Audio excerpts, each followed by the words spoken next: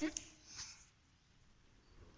છોકરો હતો, તેને કઈ કામ ધંધો નહોતો મળતો, તો એ જંગલમાં લાકડી કાપવા ગયો. તો એને વધુ લાકડી લાવી અને પછી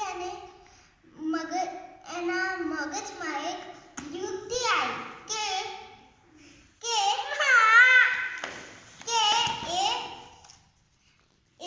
આથી છાબલીઓ જે બનાવવું એ બનાવી શકે છે.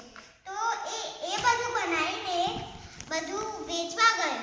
તો એને ખૂબ પૈસા મળ્યા. તો એ રોજ આવું કરતો, લાકડી જંગલમાં કાપવા જાય અને પછી એ બધું પાણી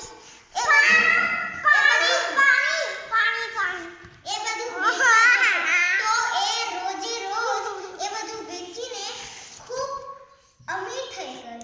અને પછી એને જે લેવું એ લીધું, ઘર લીધું, ખાવાનું લીધું. પછી એને પહેલા દિવસ બહુ ભૂખ લાગી હતી, તો એમાંથી એને